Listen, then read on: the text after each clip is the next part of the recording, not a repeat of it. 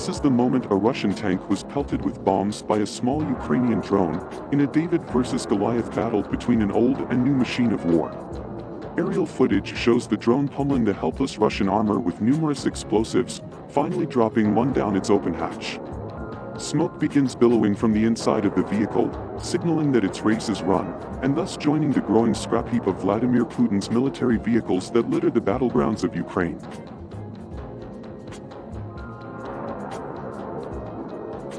The footage obtained from the Hetman Bogdan Khmelnytsky Independent Presidential Brigade of the Armed Forces of Ukraine on Saturday, 21th January.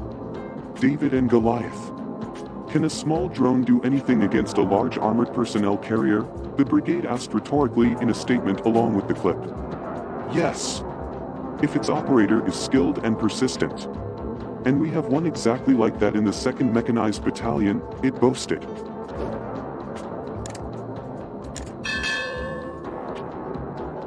Similar videos have been commonplace since Putin ordered his troops into Ukraine on February 24th, beginning the conflict that is approaching the one-year mark. Faced with Russia's superior numbers of weaponry, Ukraine has employed small drones to take out Moscow's armored vehicles rather than face them head-on. Small teams of Ukrainian drone operators, who are able to stay agile on the battlefield when compared to Russia's lumbering Soviet-era tanks and armored personnel carriers, have wreaked havoc of the Kremlin's forces.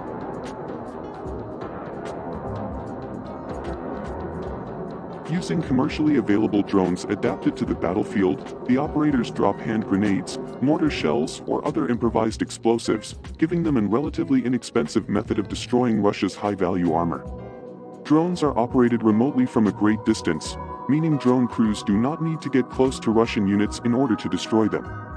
The video is the latest example of this.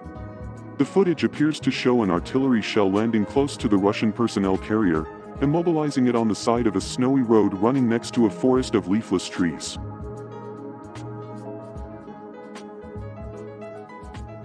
The drone then swoops over the top of the vehicle and begins dropping several small explosives down on top of it, one at a time.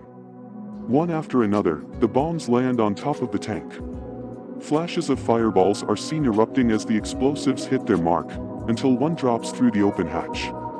It was unclear whether any Russian soldiers were inside the armored vehicle when it came under attack, or whether its personnel had escaped beforehand.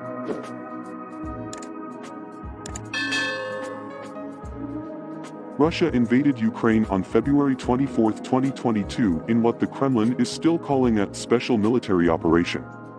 Today marks the 331st day of the war. In its most recent tally, the General Staff of the Armed Forces of Ukraine said that between then and now, Russia had lost around 119,300 personnel, 3,139 tanks, and 6,241 armored combat vehicles. Friday saw Ukrainian President Volodymyr Zelensky appeal to Western allies to speed up the delivery of military support, including badly needed heavy tanks, in his country's struggle against the Russian invader.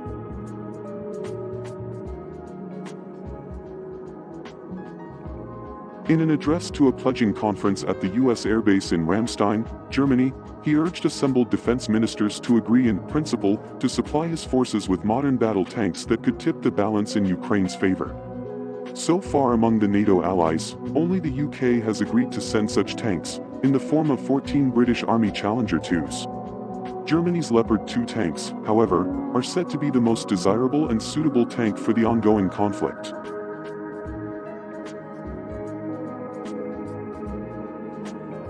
Mr. Zelensky's call will intensify the pressure on Germany to authorize the release of its Leopards, which are potentially available in far greater numbers.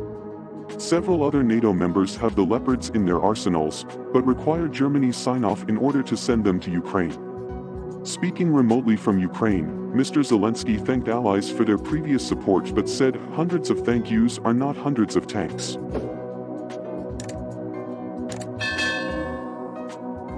We have to speed up.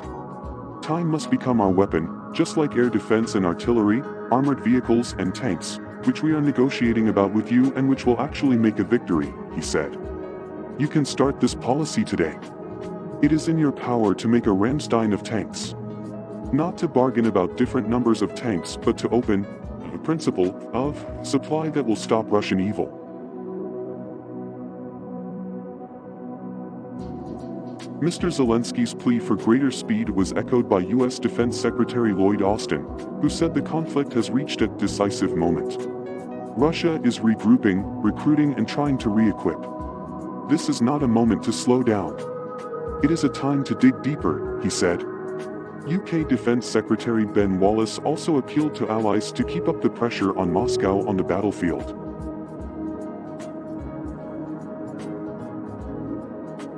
The UK is leading international support for Ukraine by becoming the first nation to donate modern, Western-made battle tanks, he said in a statement.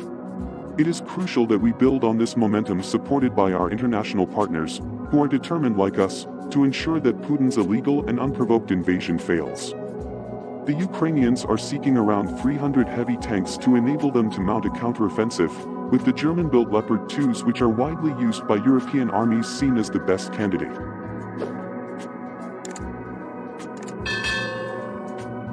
Poland has offered to send a company of its Leopard 2s, but requires a sign-off from Berlin, which issued the original export licenses, if they are to be re-exported.